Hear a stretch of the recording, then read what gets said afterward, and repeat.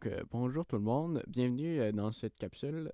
Donc, aujourd'hui, ce qu'on va apprendre, c'est comment utiliser des écrans verts, donc des green screen, et comment utiliser des rotoscopes.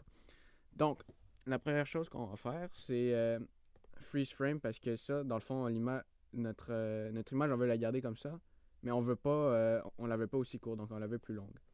Donc, la première chose qu'on va faire, on va aller dans Time, là, on va aller freeze frame. Donc là, qu'est-ce que ça va faire, c'est que là, l'image va rester la même pendant autant longtemps qu'on veut. Donc là, on peut l'allonger comme ça. Et ça va rester toujours la même image.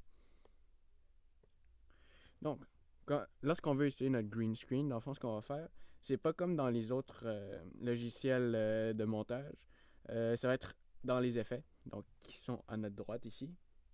Et on va aller dans Keying et Keylight. Donc, ce qu'on va faire, c'est qu'on va prendre l'effet et on va le mettre sur notre layer. Et ce qu'on va faire, on va prendre le pinceau et on va utiliser ça. Donc, comme vous voyez, là, le green screen il est disparu.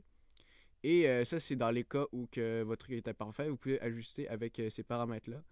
Et là, c'est vraiment pour avoir un green screen plus parfait. Donc là, dans notre cas, on n'a pas besoin parce qu'il est déjà bien. Là. Donc, on va le laisser comme il était. Et maintenant, on a un green screen. Donc, on peut voir à travers le trou. Bon, donc ça, c'est si on a un green screen. Prenez en note que c'est toujours plus facile de faire un green screen. Mais dans le cas où on n'a pas de green screen, qu'est-ce qu'on va faire? On va devoir prendre ce qu'on appelle le pen tool ici. Et on va dessiner un masque tout autour de qu'est-ce qu'on veut découper. Donc, et voilà, donc là, nous avons ici notre image toute découpée. Et là, on va pouvoir mettre d'autres images en dessous. Donc là, vous pouvez voir, c'est comme si on avait un green screen. Donc, mais là, vous voyez qu'on voit quand même notre découpage ici, c'est comme tout croche. Donc là, pour éviter ça, on a ce qu'on appelle les mask shape. Le mask feather, je veux dire. Et ça, à quoi ça sert? Ça sert tout simplement à adoucir un peu la forme. Comme vous voulez voir, là, c'est un peu moins pire. Mais là, donc, comme vous pouvez voir, là, ça paraît un peu moins. Là, il va un peu plus avec l'image. Donc ça, c'est le moyen de mettre